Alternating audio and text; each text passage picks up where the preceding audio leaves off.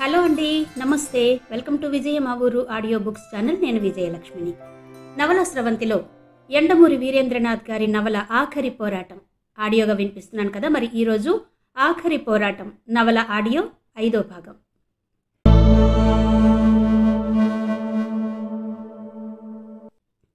అరగంట ప్రయాణం చేసి పక్కదారి పట్టింది కారు. ఘాట్ రోడ్డు ప్రవేశించింది.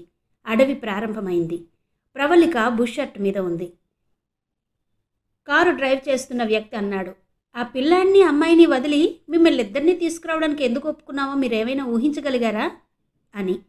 ప్రవళిక విహారీ మాట్లాడలేదు.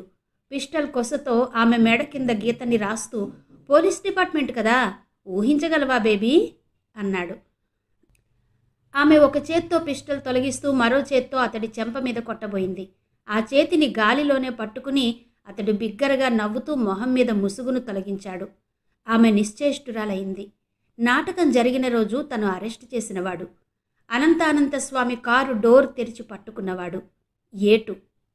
మిమ్మల్ని ఎక్కించుకున్నది స్వీట్గా పగ తీర్చుకోవడానికి బేబీ. ఆ రోజు నా మీద పిస్టల్ పేల్చినందుకు నిన్ను, ఈరోజు మా వాడి చేతికి గాయం చేసినందుకు ఇతన్ని తీసుకెళ్తున్నాం. పాపం మీ వాళ్ళంతా మేము మిమ్మల్ని దూరంగా తీసుకెళ్ళి వదిలేస్తామని అనుకున్నారా అన్నాడు. ఆమె అనుకోలేదు. అంతకన్నా ఆశ్చర్యం గొలుపుతున్న విషయం ఆమె మనసును తొలిచేస్తుంది. సూర్యారావు మీద వీళ్ళు హత్యా ప్రయత్నం చేశారు. మళ్ళీ అతడే ముఖ్యమంత్రి అవ్వడానికి ఎలా ఒప్పుకున్నారు? అదే అడిగింది. వాళ్ళు ముగ్గురు బిగ్గరగా నవ్వారు. కారు అడవి మధ్యలో ఆగింది. దిగండి అన్నాడు నాయకుడు. అందరూ దిగారు. అనంతానంత స్వామి లీలలు మీకు అర్థం కావు. ముందు సూర్యారావు మీద హత్యా ప్రయత్నం చేసినట్టు నటిస్తే ఆ తర్వాత అతన్ని ముఖ్యమంత్రిని చేసినా ఎవ్వరికీ అనుమానం రాదు. ప్రజలకి అతడి మీద సానుభూతి ఉంటుంది. స్వామి తాలూకా 3వ స్తంభం సూర్యారావే. రాముడు చందమామని అడిగినట్టు సూర్యారావు స్వామిని ముఖ్యమంత్రి పదవి అడిగాడు. ఏ చావబోయే ముందు ఈ రహస్యం షాక్ కలగ చేస్తోందా? మొత్తం ఇదంతా స్వామి ప్లానే, రాజకీయ చదరంగం. పాలిటిక్స్, బ్లడీ పాలిటిక్స్ కసిగా అన్నాడు విహారీ.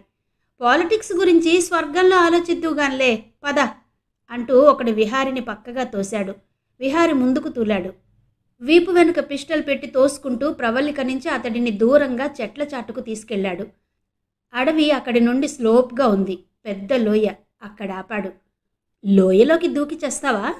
పిస్తోల్తో కాల్చి చంపమంటావా? నవ్వాడు టెర్రరిస్ట్. చూసావా, నేనెంత మంచివాడినో, నిన్నే ఏది కావాలో కోరుకోమంటున్నాను అన్నాడు. విహారి మాట్లాడలేదు. బట్టలిప్పు అన్నాడు అతను. విహారి అదిరిపడి చూశాడు. నువ్వు చచ్చిన తర్వాత గెద్దలకి జంతువులకి నీ బట్టలు అడ్డు రాకూడదు. పరోపకారార్థం మిదం శరీరం అన్నారు స్వామి. చూసావా నాకెంత దయాగుణమో అన్నాడు వాడు. వాడో శాడిస్ట్ అని గ్రహించాడు విహారి. చెప్పిన పని వెంటనే చెయ్యకపోతే మరింత చెలరేగిపోతారు ఇలాంటి వాళ్ళు. నిశ్శబ్దంగా బట్టలన్నీ విప్పి డ్రాయర్తో నిలబడ్డాడు. వెనక నుంచి ఫాట్మన్ దెబ్బ పడింది. అది కూడా అన్నాడు. విహారి దాన్ని కూడా విప్పేశాడు. ఇలాంటి శాడిస్ట్లను అతడు కేవలం సినిమాల్లోనే చూశాడు. నా పేరేంటో నీకు తెలుసా? తెలిస్తే గుండాగి చస్తావు అని మొహం మీద ముసుగు తొలగిస్తూ, నా పేరు రామ్లాల్ అన్నాడు వాడు. రామ్లాల్? విహారి స్తబ్దుడయ్యాడు. స్వామి తాలూకా 2వ స్తంభం. ఈ రివాల్వర్లో 4 గుళ్ళున్నాయి. అటు తిరిగి చెప్పు, మొదటి దానితో నిన్ను కాలుస్తానా కాల్చనా అన్నాడు. విహారి అటు తిరిగాడు. వెనగ్గా 10 గజాల దూరంలో రామ్లాల్ నిలబడి ఉన్నాడు. మరణం తప్పదని తెలిసిపోయింది అతనికి. కాలుస్తావు అన్నాడు పెదవులు బిగబట్టి. గుండు గాల్లోకి వెళ్ళింది. కాల్చలేదు కాల్చలేదు, అబద్ధం చెప్పను. ఈసారి ఇంకో ఛాన్స్ ఇస్తున్నాను. అబద్ధం చెప్తే కాల్చేస్తాను. అప్పుడు నిన్ను చంపిన పాపం నాకు అంటదు. అవునా? చెప్పు, ఈసారి కాలుస్తానా లేదా అన్నాడు. కాలుస్తావు అన్నాడు నిజం చెబుతున్నట్టు. వరుసగా 3 సార్లు పిస్తోలు పేలింది.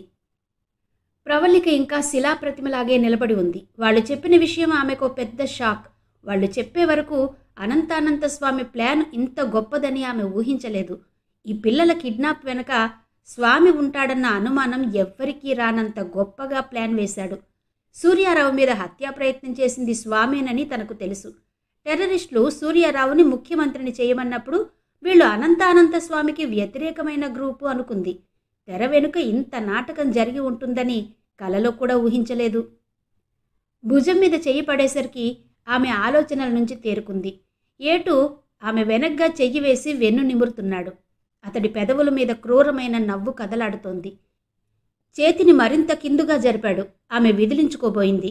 అది ముందే ఊహించినట్టు వాడు ఆమె వెన్ను క్రింద భాగంలో బలంగా కొట్టాడు. ఆమె ప్యారలైజ్ అయింది. అలాంటి కిక్కి గురించి సిబిఐ ట్రైనింగ్లో నేర్పుతారు. స్పృహ తప్పదు, కానీ భరించలేనంత నిస్సత్తువ ఆవరిస్తుంది. అవయవాలు స్వాధీనంలో ఉండవు. తుపాకీ ఉపయోగించకుండా వాళ్లు తమని స్వాధీనపరుచుకున్నారని ఆమెకు అర్థమైంది. కానీ ఏమీ చెయ్యలేని నిస్సహాయ స్థితి. ఆ అడవి మధ్యలో అంత రాత్రిపూట అరిచినా ఎవరికీ వినపడదు. ఆమె విహారి కోసం చూసింది. వాళ్ల లీడరు అతన్ని తుప్పల్లోకి తీసుకువెళ్లాడు. బహుశా చంపేయడానికి అయి ఉంటుంది. వీళ్ళు ముగ్గురు పిల్లల్ని వదిలి తమనెందుకు తీసుకొచ్చారో, వీళ్ల రహస్యాలన్నీ తమకు ఎందుకు చెప్పారో ఆమెకు అర్థమైంది. ఈ అడవిలో తమ ఇద్దరినీ చంపేసి పాత పగ తీర్చుకోబోతున్నారు. ఆమె కదలబోతుంటే ఒకడు 2 చేతులు వెనక్కి విరిచి పట్టుకున్నాడు. మరొకడు ఆమె బుషర్ట్ బటన్స్ విప్పేశాడు. ఆమె నిరోధించడానికి ప్రయత్నించినా వాళ్లు కొట్టిన దెబ్బకి చేతులు స్వాధీనంలో లేవు.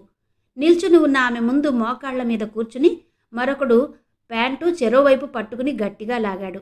ఫట్మన్న శబ్దంతో జిప్ జారింది. ఆమె నిస్సహాయంగా నేల వాలిపోయింది. ఆమె శరీరం క్రింద ఎండు పుల్లలు విరిగాయి. అడవి పిట్ట ఒకటి దూరం నుంచి వికృతంగా అరిచింది. చెట్ల కొమ్మలు ఊగుతున్నాయి. ఆ నిశ్శబ్దాన్ని చీలుస్తూ కొన్ని గజాల చెట్ల అవతల నుంచి పిస్తోలు 3 సార్లు పేలిన శబ్దం. దానితో పాటు విహారిని తీసుకువెళ్లిన వాడి నవ్వు వినిపించాయి. అప్పుడు మొట్టమొదటిసారిగా ఆమె కంటి నుంచి నీటి చుక్క రాలింది. విహారి. అతడు ఏ రక్షణ శాఖకు సంబంధించినవాడు కాదు. ఏ గూఢచారి సంస్థకు సంబంధించినవాడు కాదు. కేవలం పిల్లల్ని రక్షించడానికి వచ్చినవాడు. ఒక అమ్మాయిని సేవ్ చేయడానికి కారు ఎక్కినవాడు. బాధ్యత తెలిసిన సాధారణ పౌరుడు. ఒక నిర్దుష్టమైన గమ్యం కోసం ప్రాణాలర్పించాడు.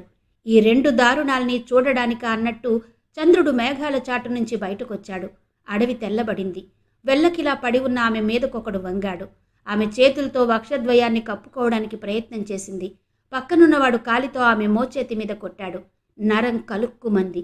మీదకు వంగినవాడు ఆమె మెడ క్రిందుగా చెయ్యి వేసి శరీరాన్ని పైకి లేపి వెనుకనున్న బ్రా హుక్కు విప్పి గాలిలోకి విసిరేశాడు. ఆమె మిగతా దుస్తులతో పాటు అది పక్కనున్న లోయలోకి జారిపోయింది. తల దగ్గర కూర్చున్నవాడు ఆమె చేతుల్ని కదలకుండా పట్టుకున్నాడు. ఆమె అరవడం లేదు. యుద్ధంలో మరణించే ముందు ఆర్తనాదం చేయడం వీరుల లక్షణం కాదు. గంట తర్వాత రాబోయే మృత్యువును ఆహ్వానిస్తూ ఆమె కళ్ళు మూసుకుంది. ఆమె మీదకి వంగినవాడు భుజాల మీద చెయ్యి నెమ్మదిగా క్రిందికి జార్చి ఆఖరి ఆచ్ఛాదనను తొలగించాడు. ఆమె తెల్లటి శరీరం మీద వెన్నెల మరింత తెల్లగా మెరుస్తోంది.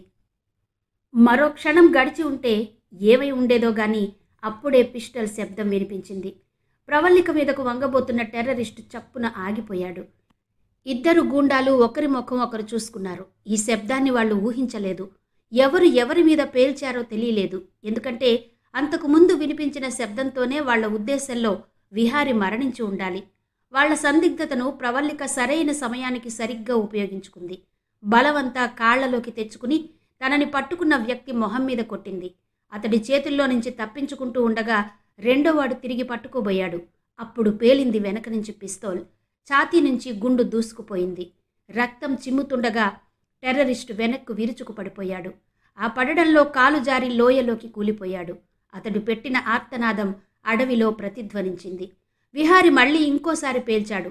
అయితే ఈసారి బుల్లెట్ ప్రత్యర్థి పక్క నుంచి దూసుకుపోయింది. ఊహించని దాడితో ఆ మిగిలిన ఒక్క ప్రత్యర్థి బెదిరిపోయాడు. ప్రవల్లిక ఒక్కతే అన్న ఉద్దేశంతో ఆయుధాలు కూడా దగ్గరుంచుకోలేదు. వాడి కళ్ల ముందే సహచరుడు మరణించడంతో అతడు ధైర్యం కోల్పోయాడు. విహారి మరోసారి గురి చూసే లోపు తుప్పల్లోకి పరుగెత్తి అదృశ్యమయ్యాడు. విహారి వంటి మీద ఒక్క షర్టు తప్ప మరేమీ లేదు. అదైనా అదృష్టవశాత్తు చెట్టు కొమ్మల్లో దొరికింది. అసలు అతను బ్రతికి బయటపడడమే ఒక అదృష్టం. రామ్లాల్ శాడిస్టిక్గా అతడితో ఆడుకున్నాడు. నిజం చెప్తే వదిలేస్తాను, చెప్పు కాలుస్తావా కాల్చనా అని ఒకసారి, నిజం చెప్పావు అందుకే కాల్చలేదు, చెప్పు ఈసారి నిన్ను కాలుస్తానా గాలిలోకి పేలుస్తానా అని మరోసారి ఇలా ప్రాణాలతో ఆడుకోసాగాడు. అయితే అతడు గాలిలోకి పేల్చినప్పుడు చెట్టు మీద ఉన్న గ్రద్దకి ఆ బుల్లెట్ తగలడం, అది నేల కూలడం అతడు గమనించలేదు. దాంతో ఉన్న జంట రెక్కలు సాచి గాలిలోకి రివ్వున ఎగిరింది. కసితో, కోపంతో, ప్రచండ వేగంతో దాని రెక్కలు టపటపా కొట్టుకున్నాయి. ఆ సమయానికి రామ్లాల్ గట్టిగా నవ్వుతూ, గోడ మీద నుంచి నా మీదకి ఎలా దూకావు, ఇలా కదూ అంటూ ఆక్రోబాటిక్స్ చేసి చూపిస్తూ మరోసారి విహారిని షూట్ చేయబోయే సమయానికి గాలిలో విసురుగా వచ్చి అతడి నుదుటి మీద బలంగా కాళ్లతో కొట్టింది పక్షి. రామ్లాల్ ఈ హఠాత్ చర్యకి విస్తుపోయాడు. ఎంతటి వాడినైనా భయకంపితుణ్ణి చేసే చర్య అది. అతడి కుడి కంటి నుంచి రక్తం కారసాగింది. పిస్టల్ అనాలోచితంగా వదిలేశాడు. బాధతో గిర్రున తిరిగాడు. విహారి ఆ అవకాశాన్ని వదులుకోలేదు. వేగంగా వెళ్లి పిస్తోల్ అందుకున్నాడు. అయితే రామ్లాల్ ఆ సంగతి గ్రహించి చురుగ్గా అక్కడి నుంచి పరిగెత్తాడు. కనపడని స్టేజిలో తుప్పల్లో అడ్డదిడ్డంగా పరిగెత్తి అదృశ్యమయ్యాడు. విహారి అతడి గురించి పట్టించుకోలేదు. ప్రవల్లిక ఏమైందా అన్న ఆందోళనతో వెతుక్కుంటూ వచ్చాడు. అతడి వంటి మీద షర్టు మాత్రం వేసుకున్నాడు. ప్రాబ్లం యుక్తాయుక్తాల కన్నా పెద్దది. అతడు వచ్చే సమయానికి ప్రవల్లిక శారీరక స్థితి కూడా దాదాపు అలాగే ఉంది. ఆమె కూడా దొరికిన ఆచ్ఛాదనను కప్పుకుంది. కానీ అది చాలా చిన్నది. మృత్యువు ఎంత సమీపంలోకి వచ్చిందో అంత తొందరగా వెళ్ళిపోయింది. చుట్టూ అడవి. తీసుకొచ్చిన వాళ్ళు వెళ్ళిపోయారు. ప్రాణాలతో ఇద్దరు పారిపోయారు. మృత్యువు ఒకడిని తీసుకువెళ్ళింది. విహారీ, ప్రవల్లిక ఇద్దరే మిగిలారు. ప్రాణగండం తప్పిపోయిందని తెలియగానే మామూలు భావాలు తిరిగి చోటు చేసుకున్నాయి. విహారి చప్పున మొహం తిప్పుకున్నాడు. ప్రవల్లిక సిగ్గుతో పొదచాటుకు పరిగెత్తింది. ఆమె జీవితంలో ఎప్పుడూ అంత సిగ్గుపడలేదు. మొహం ఎర్రగా కందిపోయింది. చేతులు రెండు భుజాలకి అడ్డు పెట్టుకుని అరక్షణంలో అదృశ్యమైంది. కానీ ఆ అరక్షణమే ఆ అడవిలో ఒక మెరుపు తీగ ఉజ్వలంగా మెరిసి మాయమైనట్టు అనిపించింది.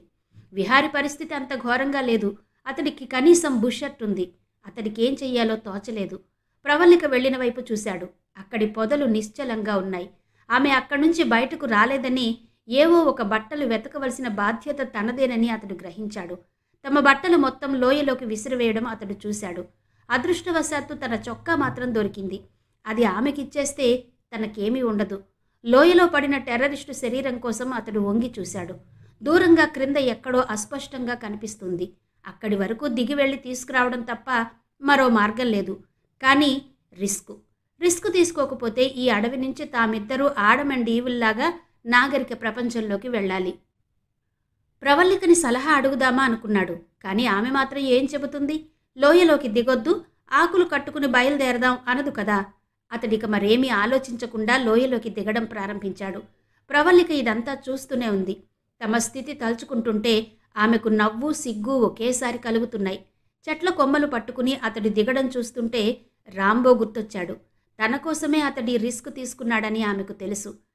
శవం వరకు వెళ్లనవసరం లేకుండానే అదృష్టవశాత్తు చెట్ల కొమ్మల్లో తమ బట్టలు కనబడ్డాయి విహారికి. అవి తీసుకుని వచ్చి పొదకి యువతలగా పెట్టి ఆ విషయం చెప్పి చెట్టు చాటుకు వెళ్ళి 5 నిమిషాల తర్వాత తిరిగి వచ్చాడు. అప్పటికే ఆమె తయారై ఉంది.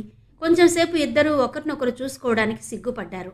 విహారికైతే ఆమెను వివాహం చేసుకోబోయే కల్నల్కి ఈ విషయం తెలిస్తే ఎలా ఉంటుందా అన్న అనుమానం వచ్చింది. అరక్షణం పాటు తన కళ్ల ముందు అందంగా కదలాడిన మెరుపుతీగ వంపుని సంస్కారయుతంగా ఆలోచనల నుంచి తొలగించడానికి అతడు చాలా కష్టపడవలసి వచ్చింది. ఇద్దరూ వాహనం దగ్గరకొచ్చారు. టెర్రరిస్టులు తమను తీసుకొచ్చిన వాహనం అది. అందులోనే తాళాలున్నాయి. అతడు దాన్ని స్టార్ట్ చేస్తూ అన్నాడు, వాడిని చంపినందుకు నా మీద కేసు ఉంటుందా అని. ఆమెకు నవ్వొచ్చింది. ఉండదు అంది. రేప్ కాబడడం నుంచి ఒక స్త్రీని రక్షించే సమయంలో చేసే చర్యకు కేసు ఉండదు అని చెప్పింది. థ్యాంక్స్, ఆ విషయం నేను చెప్పాలి అందామె. వాహనం కదిలింది. ఆమెకు కళ్ళజోడు సంగతి అప్పుడు గుర్తొచ్చింది. బుషర్ట్ జేబులో వెతుక్కుంది. అది 1000 ముక్కలై కనిపించింది. ఆమె దాన్ని ఖాళీ చేసే ప్రయత్నంలో నిమగ్నమైంది. మీరు కళ్ళజోడులో బాగుంటారు అన్నాడు. ఆమె తన పని ఆపుచేసి అతడి వైపు చూసి నవ్వేసింది. మీరొక్కరన్నారలా. నాకేమో ఈ కళ్ళజోడంటే ఎలర్జీ. ఇది పగిలింది. ఓ 10 రోజులు ఇది లేకుండా తిరగొచ్చు కదా అని సంతోషిస్తున్నాను అంది. ఎవరన్నారు ఆడవాళ్లకి కళ్ళజోడు బాగుండదని? కళ్ళజోడు తెలివితేటలకు చిహ్నం. నిజానికి కళ్ళజోడు మీకు బోలెడంత హుందాతనాన్నిచ్చింది. ఆమె సీటు వెనక్కి జారి కళ్ళు మూసుకుంది. అలసిపోవడం వల్లనో అతడి మాటలకో తెలీదు. మరుసటి రోజు పేపర్లలో పిల్లల్ని సిబిఐ అపాయం నుంచి తప్పించిన వైనం పెద్ద అక్షరాలతో పడింది. ప్రవల్లిక గురించి విపులంగా రాశారు. విహారి గురించి చిన్న బాక్స్ ఐటెం తప్ప ఎక్కువ వివరాలు లేవు. మొత్తం వివరాలన్నీ బామ్మకు చదివి వినిపించింది సునాదమాల. 1కి 2 సార్లు బామ్మ చదివి వినిపించుకుంది. ఆ సాయంత్రమే ఆవిడ విహారి ఇంటికి వెళ్ళింది. సునాదని రమ్మంటే రాలేదు. ఎందుకు అని అడిగింది. అదేంటే, అసలు నీకు కృతజ్ఞత అనేది ఉందా? ఆ అబ్బాయి మీ ఇద్దరిని వదిలిపెట్టించడం కోసం వాళ్లతో పాటు వెళ్ళాడు.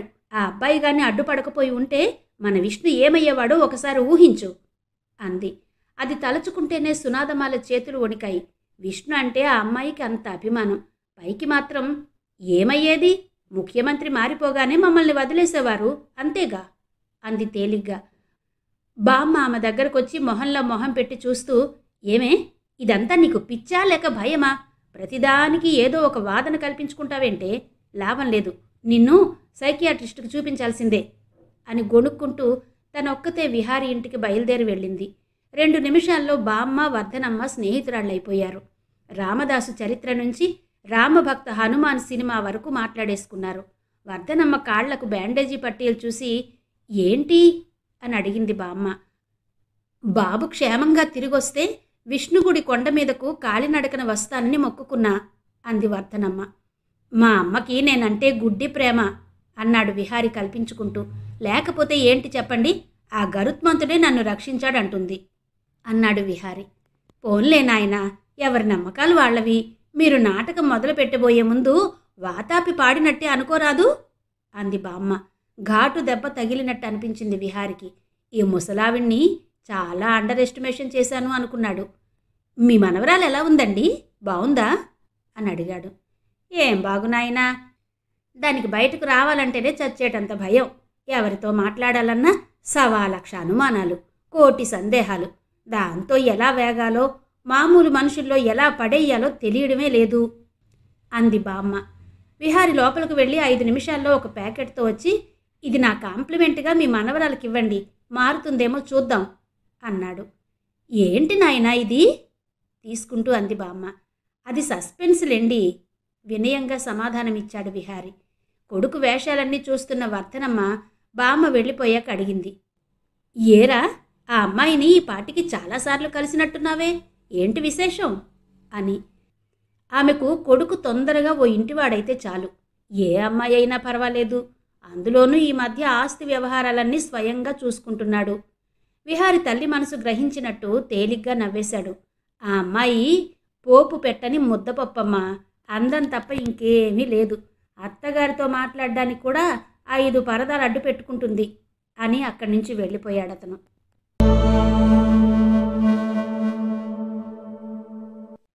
నీకసలు బుద్ధి లేదే కోప్పడింది సునాదమాల బామ్మను. ఎవరేదిచ్చినా తీసేసుకోవడమే అంది. ఎవరో ఏంటే, ఆ అబ్బాయిని చూస్తుంటే ఎంత ముచ్చటేస్తుంది అంది బామ్మ. వయస్సులో ఉంటే మీరే ప్రేమలో పడతాననేట్టున్నారే బామ్మగారు చురకంటించింది పక్కనున్న స్నేహితురాళ్ళు. బామ్మ తక్కువ తినలేదు. మీ వయసులో ఉన్నవారు మాలా ఆలోచిస్తుంటే మేం మీలా ఆలోచించక తప్పుతుందా అమ్మా అంది. ఆవిడ లోపలికి వెళ్ళాక, ఇంతకీ ఎవడే ఆ హీరో, పేరేంటి అని అడిగింది స్నేహితురాలు. విహారి అని, నాటకం రోజు ఆ తర్వాత మరోసారి చూశానంతే. ఏమన్నాడు? ఈ థ్యాంక్సే, ప్రేమలోకి దిగితే అంతకన్నా అదృష్టవంతుడు ఇంకెవరూ ఉండరన్నాడా? ఊరుకోవే, జరిగింది తలుచుకుంటే నాకు ఒళ్ళంతా కంపరంగా ఉంది. నేనైతే అలాంటి వాడెవడైనా నా కోసం అంత రిస్క్ తీసుకుంటే వెంటనే ప్రేమించేస్తాను సుమా. నాకు ఇటువంటి ప్రేమల మీద నమ్మకం లేదు అంది సునాదమాల. ప్రేమలో పడకముందు ఎవరైనా ఇలాగే అంటారులే, ఓసారి పడి చూడు తెలుస్తుంది. నాకు మగవాడంటేనే భయం, అంతేకాదు అసహ్యం కూడా. మా అక్క, మా అమ్మ అందరూ మగవాడి వల్లే నాశనమయ్యారు. నాకు ప్రేమ సంగతి చెప్పకు మొహం చిట్లిస్తూ అంది సునాదమాల. పోనీ ఒక పని చెయ్యు, ఆ కుర్రాడు ఎలాంటివాడో పరీక్ష పెట్టు. నీకోసం ఎంత కష్టపడగలడో చూడు. అతడి ప్రేమ నిజమైతే నువ్వు ప్రేమించేయి అందా అమ్మాయి. నాకు పరాయి మొగాడతో మాట్లాడాలంటేనే భయం. రిజిస్టర్ పోస్ట్ సంతకం పెట్టవలసి వచ్చినా పోస్ట్ మ్యాన్ కుర్రాడైతే కాళ్ళు వణుకుతాయి. ఎదుటిపడి మాట్లాడకు. ఎదుట పడకుండా ఎలా మాట్లాడడం? పోస్ట్ ద్వారా? బాబోయ్ వద్దులేవే. ఏదో నవల్లో హీరోయిన్ అలాగే ఏడిపిస్తుంది. అఫ్కోర్స్ అది దుఃఖాంతం అనుకో. పాపం ఆ కుర్రవాడు నీకోసం అంత కష్టపడ్డప్పుడు కాస్త కనికరించడం ఆడదానిగా నీ ధర్మం చెప్పింది ఆ అమ్మాయి. ఇంకా నయంలే, కనికరించి పడక వేసి పాల గ్లాస్ ఇమ్మనలేదు. పెళ్ళయ్యాక అవన్నీ ఎలాగూ తప్పవనుకో. అసలు పెళ్లి వరకు వస్తాడా రాడా అన్నది నిర్ణయించాలి. వచ్చినా నాలాంటి తెలివి తక్కువ దాన్ని భయస్తురాల్ని చూసి పారిపోతాడు అంది సునాదమాల. తెలివి ధైర్యం ఉన్నాయని నిరూపించు ఫోన్లో. అబ్బా వద్దులేవే అంది సునాద తిరస్కరిస్తున్నట్టు. మరికొంచెం సేపు వాదించి విసుగొచ్చి కమల వెళ్ళిపోయింది. అప్పుడు పడింది సునాదమాల దృష్టి విహారి పంపిన ప్యాకెట్ మీద. అయిష్టంగానే విప్పింది. లోపల 10-12 పుస్తకాలున్నాయి. అన్నీ తెలుగు నవలలు. ఉప్పులేని పప్పుచారు లాంటి అమ్మాయికి ఏ ఒక్క హీరోయిన్లానైనా మీరు తయారవ్వాలని కోరుకుంటూ విహారి అని ఉంది చిన్న ఉత్తరం. ఆమెకు విపరీతమైన కోపం వచ్చింది. ఏమనుకుంటున్నాడు ఇతడు తన గురించి అనుకుంది. ఆమె పుస్తకాలన్నీ కట్టగట్టి అటక మీద పారేసి చేతులు సబ్బుతో కడుక్కుంది. స్నేహితురాలు ఫోన్ చేయమనిచ్చిన సలహా గుర్తొచ్చింది ఆ రాత్రి. ఆలోచనలని పారద్రోలి గట్టిగా కళ్ళు మూసుకుంది. విహారి గుర్తొచ్చాడు. నిద్ర పట్టలేదు. ఆ రాత్రి చాలాసేపటి వరకు విహారికి నిద్ర పట్టలేదు. మృత్యువు వెంట్రుక వాసిలో తప్పిపోవడం నుంచి ప్రవల్లిక పొదచాటుకి పరిగెత్తడం వరకు ప్రతి సంఘటన కళ్ల ముందు తిరుగుతున్నాయి. అతడు పక్క మీద అటు ఇటు దొర్లుతున్నాడు. టైం 12:30 కావస్తుంది. ఆ టైంలో ఫోన్ మోగింది. విహారి ఫోన్ అందుకుని హలో అన్నాడు. హలో అట్నుంచి తీయటి కంఠం వినిపించింది. ఎవరు? మిమ్మల్ని ప్రేమించాలనుకుంటున్న ఒక అమ్మాయిని. విహారి ఉలిక్కిపడి వాట్ అన్నాడు. అవును, ఉన్నమాట ఉన్నట్టు చెప్పడంలో తప్పేముంది? ఎవరు మీరు? చెప్పానుగా, I love you. I want you to tell me whether you love me. I want you to tell me whether you love me. పిచ్చాసుపత్రి నుంచా? కాదు. కాకపోతే ఇలా ముక్కు మొహం తెలియని వాళ్ళని ఫోన్ చేసి ప్రేమిస్తున్నానంటారా? మీ ముక్కు అంగుళున్నర పొడవు, మొహం కోలది. ఎవరన్నారు రెండూ తెలియవని? మీకు నేను తెలుసు, నాకు మీరు తెలుసు. అందుకే రిసీవర్కి అడ్డుగా కాగితం పెట్టుకుని మాట్లాడుతున్నాను. ఇప్పుడు కనుక్కోగలరా నేనెవరో అంది అవతలి కంఠం. విహారి వెంటనే సమాధానం చెప్పాలనుకున్నాడు. కానీ అప్పటి వరకు ఆమె గురించి ఆలోచిస్తూ ఉండడం వల్ల ప్రవల్లిక అని నోరు జారి చప్పున నాలిక ఖర్చుకున్నాడు. ఆవిడెవరు? సారీ మీకు మీకు సారీ మీరు సునాద. అతడి మాట పూర్తి కాలేదు. అట్నుంచి ప్రేమ ఎందులో నుంచి పుడుతుంది? సారీలోంచా, థ్యాంక్స్లో నుంచా అన్న ప్రశ్న వినిపించింది నవ్వుతో. నాకు తెలిసిపోయింది మీరెవరో. నిజం చెప్పమంటారా? మొదటి చూపులో ప్రేమ అంటే ఏంటో మిమ్మల్ని చూశాకే తెలిసింది. You are so beautiful. ఏడిపించడం మొదలుపెట్టాడు. అయితే గుర్తుపట్టారన్నమాట అంది అవతలి కంఠం. ఆహా శుభ్రంగా అన్నాడు. తను పంపిన పుస్తకాల ప్రభావం అప్పుడే ఆ అమ్మాయి మీద పడిందన్నమాట. కాస్త మెదడు కదులుతోంది అనుకున్నాడు. చెప్పుకోండి చూద్దాం అంది. సునాదమాల. చూడబోతే మీరు గోపాలకృష్ణుల్లా ఉన్నారే. ఇప్పటికీ 2 పేర్లు చెప్పారు. ఇంతకీ మీరు వెళ్ళకిలా పడుకుని మాట్లాడుతున్నారా, బోర్లా పడుకుని మాట్లాడుతున్నారా? కూర్చుని మాట్లాడుతున్నాను. అమ్మాయితో మాట్లాడేటప్పుడు బోర్లా పడుకుని మాట్లాడాలి. అది మొదటి పాఠం. బోర్లా పడుకోండి. అన్నట్టు మీ బరువు నాకు తెలుసండోయ్ అందా అవతలి కంఠం. విహారి అదిరిపడి వాట్ అన్నాడు. అతడి కళ్ళ ముందు డ్రామా స్టేజ్ దృశ్యం కదలాడుతూ ఉండగా మీ బరువు 72 కేజీలు అని అవతల నుంచి వినిపించింది. ఫోన్ కట్ అయింది.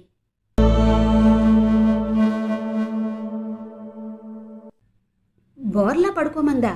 అయితే ఆ అమ్మాయి వయసు నిశ్చయంగా 25 దాటి ఉంటుంది అన్నాడు పద్మాకర్. నోర్ముయ్. లేదు బాస్, వాత్సాయనుడి సూత్రాల ప్రకారం ఆ వయసు దాటాకే మొగాళ్ళని బోర్లా. నీ సూత్రీకరణ అవతల పెట్టి ముందు నాకు కంగ్రాట్స్ చెప్పు. అసలు అంత అందమైన అమ్మాయి అంత ధైర్యంగా ఫోన్ చేయడం ఐఎమ్ ఎ లక్కీ యార్. మరి ఎంతో తెలివితేటలుంటే తప్ప చేసుకోను, అందం ముఖ్యం కాదు అన్నావు. ఆ అమ్మాయికి తెలివితేటలు కూడా ఉండే ఉంటాయి వెక్కిరించాడు అతను. నువ్వు చెప్పిందంతా వింటుంటే ఆ అమ్మాయికి అంత ధైర్యం కానీ తెలివితేటలు కానీ ఉంటాయని నేను అనుకోవడం లేదు అన్నాడు. కొంతమంది అంతే బాస్, ఎదురు పడితే ఏమీ మాట్లాడలేరు. అలా అని వాళ్ళకి ఆ రెండూ లేవనుకోకూడదు. రేపొద్దున్నే తేల్చేస్తాగా అన్నాడు విహారి. మరుసటి రోజు కాలేజీ దగ్గర కాపు వేశాడు విహారి. దూరం నుంచి సునాదమాల వస్తుంది. దగ్గరకు వచ్చాక థ్యాంక్ యూ అన్నాడు చనువుగా. ఆ అమ్మాయి చేతిలో పుస్తకాలు కూడా వణకడం స్పష్టంగా కనిపించింది. ఎందుకు అంది. నిన్న రాత్రి ఫోన్ చేసినందుకు. నేను ఫోన్ చేశానా? కాదా? చూడండి, మీరేదో విధంగా నాతో మాటలు కలిపి పరిచయం పెంచుకోవాలనుకుంటున్నారేమో. నేను అలాంటి దాన్ని కాదు. ఎలాంటి వారు కారు మేడం మీరు? అల్లరిగా అన్నాడు అతను. సునాదమాల ఒళ్ళంతా చెమట్లు పడుతున్నాయి. రక్షించే వాళ్ళెవరూ లేరా అన్నట్టు చూసింది. నేను గోపాలకృష్ణుల్లా కనిపించడం దురదృష్టకరం. ఇప్పటి వరకు కేవలం మీ ఒక్కరి మీదే బోర్లా పడుకున్నాను నేను. అది యాదృచ్ఛికం అన్నాడు. మీకు అలా మాట్లాడడానికి సిగ్గులేదు? రాత్రి మీరు ఫోన్లో అడగ్గాలేంది నేనిప్పుడు మాట్లాడితే వచ్చిందా? దయచేసి నన్ను వదిలిపెడతారా? ఈ రాత్రికి మళ్ళీ ఫోన్ చేసి ఐ లవ్ యూ అంటానంటే వదులుతాను, చచ్చినా అనను. అయితే వదిలిపెట్టను అని చెయ్యి పట్టుకున్నాడు విహారి. సునాదమాల కెవ్వున అరిచింది. సైకిళ్ళ మీద వెళ్లేవాళ్ళు, కాలేజీకి వెళ్లేవాళ్ళు అందరూ నిశ్చేష్టులయ్యేలా అరిచింది. వదిలే వరకు అరుస్తూనే ఉంది. ఇంటికి రాగానే ఆ సాయంత్రం బామ్మ, ఏంటే ఆ చేతిని అలా తోముతున్నావు అని అడిగినప్పుడు మాత్రం ఏం లేదు బామ్మ అని కొబ్బరి పీచు దాచేసింది.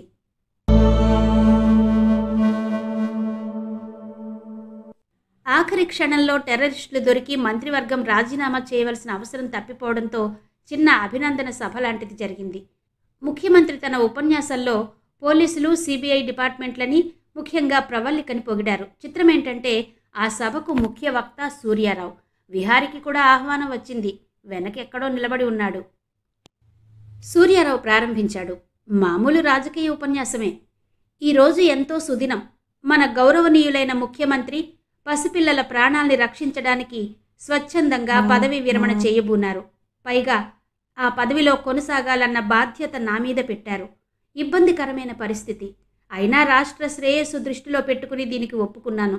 కానీ నా మనసు బాధపడుతూనే ఉంది. ఉగ్రవాదుల బెదిరింపులకు సౌజన్యమూర్తి, పరిపాలనా దక్షుడు అయిన ముఖ్యమంత్రి పదవి కోల్పోవడం, ఆ పదవిని నేను చేపట్టవలసి రావడం నన్ను నిరంతరం క్షోభకు గురిచేసింది. ఈ పరిస్థితి నుంచి బయట వెయ్యమని దేవుణ్ణి నేను ప్రార్థించని క్షణం లేదు. భగవంతుడే నా ప్రార్థన ఆలకించినట్టున్నాడు. ఈ విషయంలో సిబిఐని, ముఖ్యంగా డిప్యూటీ చీఫ్ ప్రవల్లికని అభినందిస్తున్నాను అన్నాడు సూర్యారావు. విహారి జనాన్ని తోసుకుని కాస్త ముందుకొచ్చాడు. అతడి మొహం ఎర్రగా కందిపోయింది. సూర్యారావు కొనసాగించాడు. ఈరోజు మన రాష్ట్రం ఎన్నో సమస్యల్ని ఎదుర్కొంటుంది. ఈ పరిస్థితుల్లో మనకి సుస్థిరత్వం కావాలంటే మన నాయకుడి పట్ల మనమందరం విశ్వాసం ప్రకటించాలి. అబద్ధం! ఓ మూల నుంచి వినిపించిన అరుపుకి అందరి కళ్ళు అటు తిరిగాయి. విహారి ఆవేశంతో వణికిపోతున్నాడు. మరీ ఇంత మోసమా అన్నట్టుంది అతడి ముఖ భంగిమ. దీన్ని సహించనట్టు అతడి పిడికిళ్ళు బిగుసుకుని ఉన్నాయి. ఈ సూర్యారావు చెప్తుందంతా అబద్ధం. దగ్గరగా ఉన్న పోలీసులు పరిగెత్తుకు వచ్చి అతడిని బలవంతంగా బయటకు లాక్కెళ్లడానికి ప్రయత్నించారు. అతడు ఒక్క విదిలింపుతో వాళ్ళని వదిలించుకుని స్టేజ్ దగ్గరకు వచ్చాడు. ముఖ్యమంత్రిని కూడా పట్టించుకోకుండా అతడు మైకు దగ్గరకు వెళ్ళబోయాడు. మంత్రుల దగ్గరుండే బాడీగార్డులు అతడిని తోసేయబోయే లోపులో అతడు మైకు ముందు నిలబడి, ప్రవల్లిక గారితో పాటు టెర్రరిస్టులు తీసుకెళ్ళింది నన్నే, నా పేరు విహారి అన్నాడు. చప్పున ఆ సభలో నిశ్శబ్దం ఆవరించింది. చాలామంది అతడిని అంతకుముందు చూడలేదు. కానీ పేరందరికీ పరిచయమే. అతడు తానెవరో చెప్పేసరికి తాత్కాలికమైన ఉద్వేగం సభంతా అలుముకుంది. ఆ నిశ్శబ్దంలో నుంచి అతడు చెప్పడం ప్రారంభించాడు. అతడు చెప్పడాన్ని ఆపు చేయడానికి ప్రయత్నిస్తూ లేచిన సూర్యారావుని ముఖ్యమంత్రి సైగతో ఆపుచేశాడు. అంతా వివరంగా చెప్పి, దీని వెనకంతా ఉన్నది సూర్యారావు అని పూర్తి చేశాడు విహారి. నువ్వెవరి మీద అభియోగం చేస్తున్నావో తెలుసా? ముఖ్యమంత్రి అడిగాడు. తెలుసు. పదవి నుంచి మిమ్మల్ని కూలదోసి ముఖ్యమంత్రి అవుదామనుకున్న ఈ సూర్యారావు మీద, అద్భుతమైన ప్లాన్ వేసి అతడికి సాయపడిన అనంతానంత స్వామి మీద. సభలో చీమ చిటుక్కుమంటే వినబడేంత నిశ్శబ్దం. మమ్మల్ని ఎలాగైనా చంపేస్తామన్న ధీమాతో ఆ టెర్రరిస్టులు మా దగ్గర చెప్పిన దాన్ని బట్టి అనంతానంత స్వామికి ఈ సూర్యారావు సహచరుడు అన్నాడు విహారి. దీనికెవరు సాక్షులు? అడవిలో సాక్ష్యాలేముంటాయి? నేను ప్రవల్లికే అన్నాడు విహారి. ముఖ్యమంత్రి ఆమె వైపు తిరిగి, ఏమ్మా నిజమేనా అని అడిగారు. ఆమె వైపే చూశారందరూ. ఆమె ఆగి నెమ్మదిగా అంది, కాదు. కాదా? విహారికి షాక్ తగిలినట్టయింది. నో, ఆమె అబద్ధం చెప్తోంది అని పిచ్చిగా అరిచాడు. అతడి మాటలు పట్టించుకోకుండా ప్రవల్లిక అన్నది, మమ్మల్ని కారులో ఎక్కించుకుని అడవిలోకి తీసుకెళ్లారు. అదృష్టవశాత్తు ఆఖరి క్షణంలో తప్పించుకున్నాం. వాళ్ళు ఒక్క మాట కూడా మాట్లాడలేదు అంది. సభలో కలకలం రేగింది. విహారి ఏదో చెప్పబోతుంటే పోలీసులు వచ్చి చెరో రెక్క పట్టుకున్నారు. బలవంతంగా స్టేజ్ దింపారు. విహారి గింజుకుంటూ ఉండగా కెమెరాలు క్లిక్ మన్నాయి. సూర్యారావు తిరిగి మైక్ తీసుకున్నాడు. నాకు ముఖ్యమంత్రికి మధ్య మనస్పర్ధలు తీసుకురావడానికి ఏ ప్రతిపక్షం వాళ్ళు నియమించిన మనిషి అయి ఉంటాడు. అతన్ని అరెస్ట్ చేసి విషయం రాబట్టండి అన్నాడు. వద్దు అన్నాడు ముఖ్యమంత్రి. ఎంతోమంది చిన్నపిల్లల్ని రక్షించిన దృష్ట్యా అతన్ని క్షమించి వదిలేద్దాం అన్నారు. పోలీసులు బయటకు లాక్కెళ్తూ ఉండగా అతడు అరిచాడు. చీఫ్ మినిస్టర్, పడగ నీడలో ఉన్నారు మీరు, ఆ విషయం గ్రహించండి అని. ప్రవల్లిక అలాగే కూర్చుంది, కదల్లేదు. విహారిని బయట వరకు తీసుకొచ్చి వదిలేశారు సెక్యూరిటీ గార్డులు. చీకటి పడుతోంది. అతడికి పిచ్చి పట్టినట్టుగా ఉంది, కసిగా ఉంది, కోపంగా ఉంది. కాళ్లతో రాళ్లను తన్నుకుంటూ కారు దగ్గరకొచ్చాడు. ఇంటికి వెళ్ళలేదు. తాము నాటకాలాడే రిహార్సల్స్ రూమ్కి వెళ్ళాడు. లోపల మరో కొత్త నాటకం రిహార్సల్స్ జరుగుతోంది. అతడికి లోపలికి వెళ్ళబుద్ధి కాలేదు. అతడికి దేని మీద మనసు నిలవడం లేదు. అన్నిటి మీద విరక్తి కలుగుతోంది. పోలీసులు తనని రెక్కలు పట్టుకుని బయటకు లాక్కెళ్లే దృశ్యం కళ్ల ముందు కదలాడుతోంది. దానికన్నా ప్రవల్లిక తన స్థానంలో కదలకుండా కూర్చుని దీన్నంతా తనకేమీ పట్టనట్టుగా చూస్తూ ఉండిపోవడం అతడి గుండెల్లో కత్తి పెట్టి తిప్పినట్టవుతోంది. ఆమె ఇంత కూల్గా అబద్ధం చెబుతుందనుకోలేదు. అనవసరంగా ఈ రొంపిలో ఇరుక్కున్నానన్న భావం కలిగింది. కారుని ఒక సినిమా హాల్ ముందాపి అతడు టికెట్ కొనుక్కుని లోపలికెళ్ళాడు. అప్పటికే సినిమా సగం అయింది. కుర్చీ వెనక్కు వాలి కూర్చున్నాడు. కళ్ళు మూసుకుంటే ప్రవల్లిక భంగిమ గుర్తొచ్చి ఆమె మీద కోపం ఎక్కువవుతోంది. కొంచెంసేపు అయ్యాక కలకలం వినిపిస్తే కళ్ళు తెరిచాడు. సినిమా అయిపోయింది.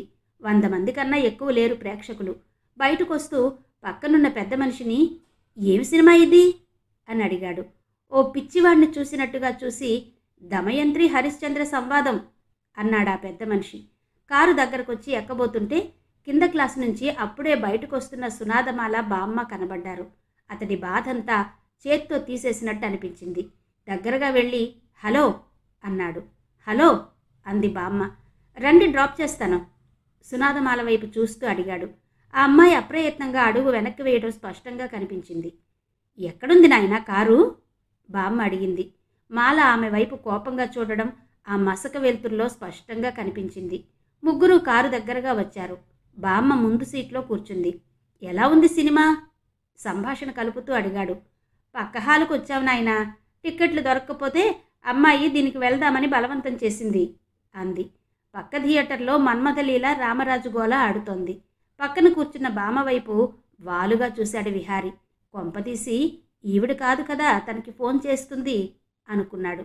తన ఆలోచనకి తనలో నవ్వుకుంటూ థియేటర్ నుంచి కారు బయటకు తీసుకొచ్చాడు. అతడి వెనకే మరో కారు ఫాలో అవ్వడం అతడు గమనించలేదు. మీ విష్ణు బాగున్నాడా అడిగాడు. బాగున్నాడు బాబు, రోజు ఒకసారన్నా నిన్ను తలుచుకుంటాడు. మీ అమ్మగారు బాగున్నారా? మొన్న గుళ్ళో హరికథకొచ్చారు అంది బామ్మ. అతడు ఆ ముసలావిడి వైపు చిత్రంగా చూశాడు. ఒకవైపు గుడి అంటుంది, మరోవైపు మదనకామరాజు అంటుంది. మీ మనవరాలకి బాగా సిగ్గనుకుంటాను అన్నాడు. పైకలా ఉంటుంది, ఇంట్లో తెగ అల్లరి చేస్తుంది అంటూ కెవ్వున అరిచింది బామ్మ. సడన్ బ్రేక్ వేసినంత పని చేశాడు విహారి. చూసావా బాబు, కింద నుంచి ఎలా గిల్లిందో అంది కాలు రుద్దుకుంటూ. విహారి అద్దంలో వెనక కూర్చున్న సునాదమాలని చూశాడు. ఆమె తల వంచుకుని ఉండడంతో కనబడ్డం లేదు. పైకి నెమ్మదిగా కనబడుతూ కొంతమంది ఆడపిల్లలు తెగ అల్లరి చేస్తారని అతనికి తెలుసు. కానీ మరీ మొగాడు కనబడితే అంతలా వణికిపోతూ ఫోన్లో విజృంభించే ఆడపిల్లని చూడటం ఇదే ప్రథమం. అకస్మాత్తుగా అతడికో విషయం స్ఫురించింది. జీన్స్. బామ్మ మనవరాలు సునాదమాల. హరికథలు, దేవుడు, పూజ అన్నీ నిర్వర్తిస్తూనే ఎంతో జోవియల్గా అప్పుడప్పుడు ఇంగ్లీష్లో మాట్లాడే బామ్మ రక్తమే సునాదమాలలో కూడా ప్రవహిస్తోంది. ఆ అమ్మాయి మరింత అల్లరిపిల్ల అయి ఉండవచ్చు. పైకి ఎంతో నెమ్మదిగా కనబడుతూ ఇంత చిన్న విషయం తెలుసుకోవడానికి తనకింతసేపు పట్టింది అనుకున్నాడు. అతడు మళ్ళీ అద్దంలోకి చూశాడు. అందులోంచి తననే చూస్తున్న మాల చప్పున తల తిప్పుకుంది. అతడు జాగ్రత్తగా చూసి ఉంటే ఆమె మొహం సిగ్గుతో రోషంతో కందిపోయి ఉండడం గమనించి ఉండేవాడు. కారణం, ఆమె వెనక నుంచి బామ్మ కాలు గిల్లలేదు, నడుము గిల్లలేదు.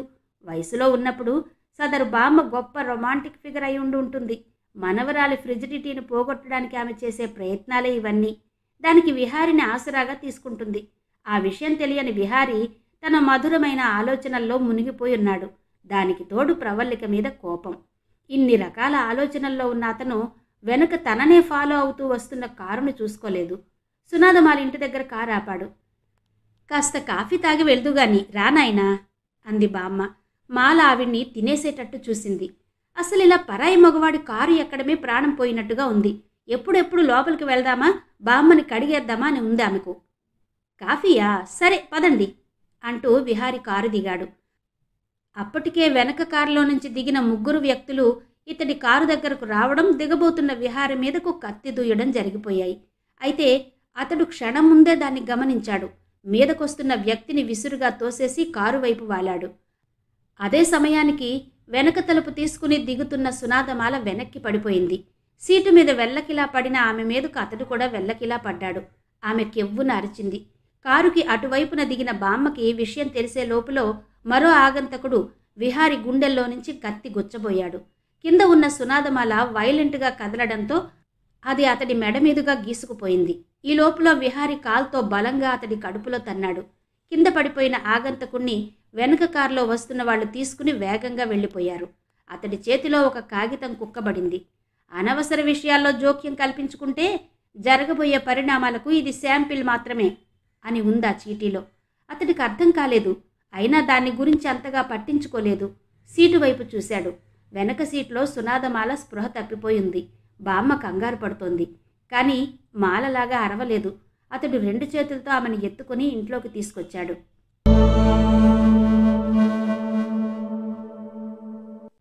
ఇంతవరకు ఆఖరి పోరాటం యండమూరి వీరేంద్రనాథ్ గారి నవల ఆడియో 5వ భాగం విన్నారు కదా.